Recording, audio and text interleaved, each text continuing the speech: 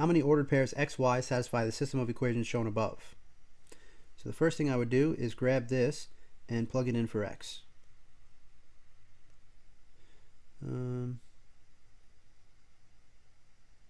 Right. Well, actually, before I even look at anything else, so this is a line, and this one will be a parabola, right? So in general, there's a couple of possibilities. One, I could have the line cross twice. I could also have the line cross once. I could have the line cross 0 times. So I know infinitely many is not a possible solution unless I have a linear system. Here I have a linear quadratic system. So now, let's see if there's any shortcuts. Well, I could at least say where the roots of this parabola are going to be. So we're going to have a root at 2x equals 3, so x equals 3 halves, and x equals -9. So I know that -9 and 3 halves are going to be where my roots are, and it's a positive value of a, so we get a quadratic that looks like that. And I can at least say where the y-intercept is of this line, if I make it y equals. So it would be x minus 5 over 2. I could divide by 2 in each and every spot. So the slope would be 1/2, and the y-intercept is -5 halves. So let's see.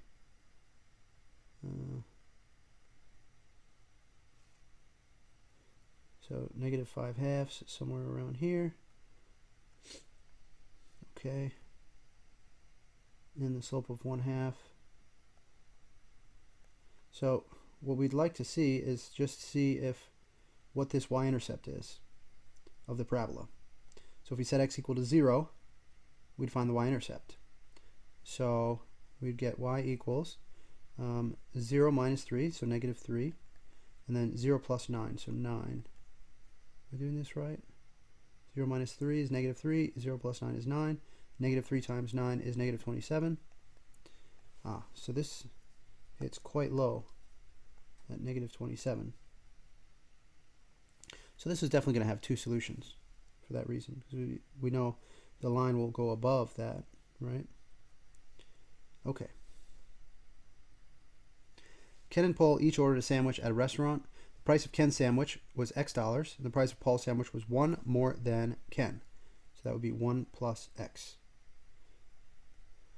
If Ken and Paul split the cost of the sandwiches evenly, so the total cost would be 2x plus 1, okay? And they're splitting it evenly, so each they would pay divided by 2. And we have to add in a 20% tip. So to do a 20% tip, we do a 20% increase. So we use a multiplier. Start with 100%. We add 20%. That gives us 120%. Then we move the decimal twice to the left, getting us 1.2 as our multiplier. So we take this whole thing and multiply by 1.2. This is the amount that they would each have to pay. So if I distribute the 1.2 into the numerator, I end up with 2.4x plus 1.2, and I divide by 2. So I can divide by 2 on each separately. Here I would get 1.2x plus 0.6. Answer choice C.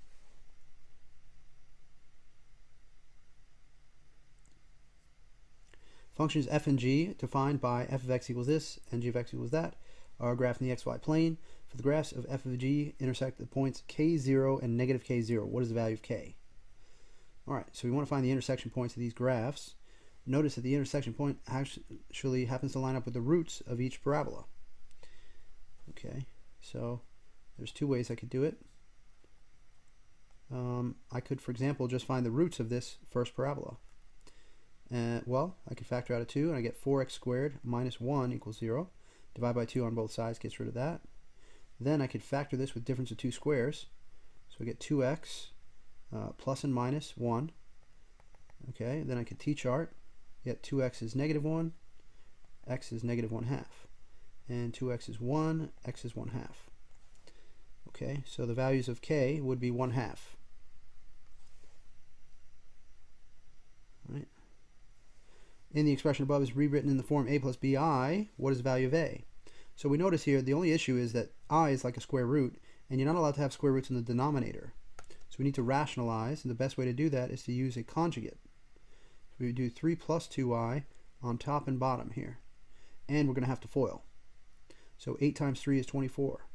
Inside is minus 3i. Outside is plus 16i, right? And then the last is minus 2i squared. So that would be 24 plus 13i minus 2i squared. Now for the denominator, we get 9, and we get minus 6i plus 6i, which cancels out. And then we get minus 4i squared. Now we realize that I squared would have to equal minus 1. If you just square both sides of this, you can convince yourself of that. Then you could substitute minus 1 in everywhere you see an I squared. So you get 24 plus 13i minus 2 times negative 1.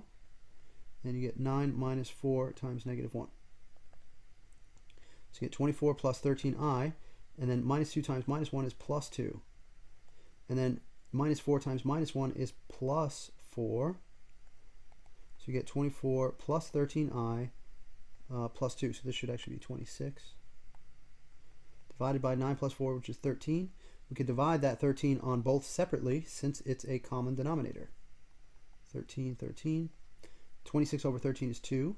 And this just leaves I. So 2 plus I is the result. And they want the value of A where it's A plus BI.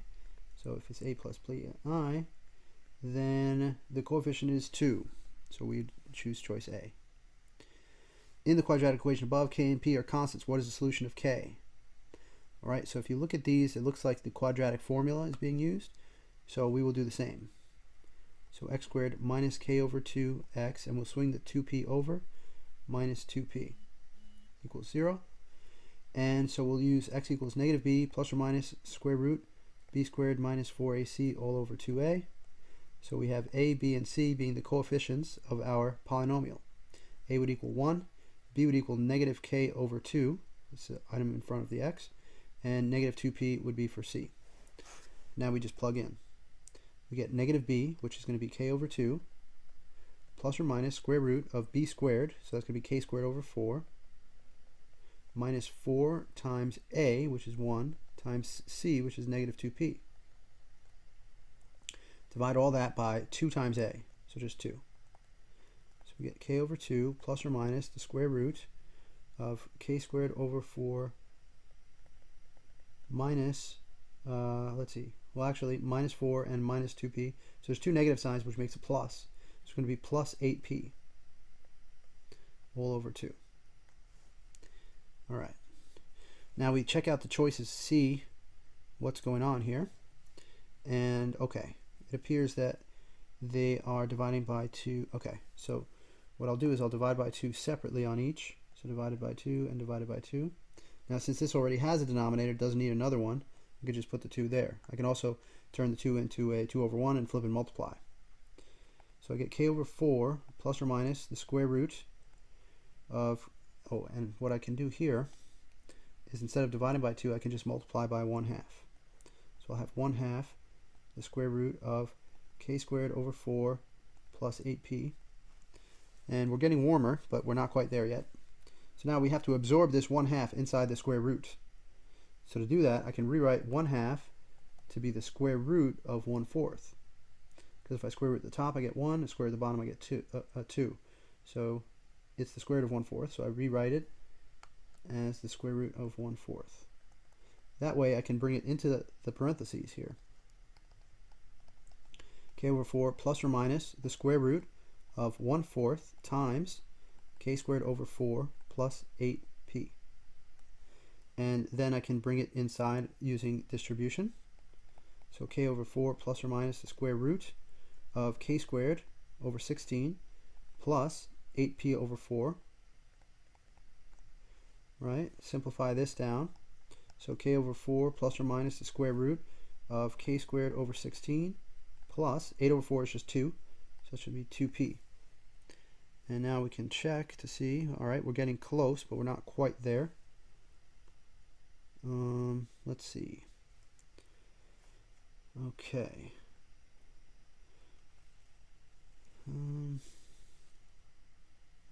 Okay, I see what's happening. So at this point, we would like to pull something out from here. So k over 4 plus or minus the square root. And let's see. If I pull out a factor of 2, okay, then I'll be left with k squared over 8 plus 4p. Is that right? Okay.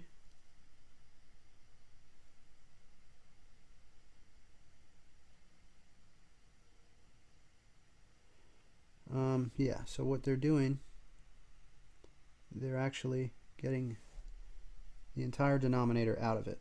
So instead of pulling out that, let's go for broke here. Let's pull out the factor of 16 on the bottom. So we're taking 1/16 out of this fraction.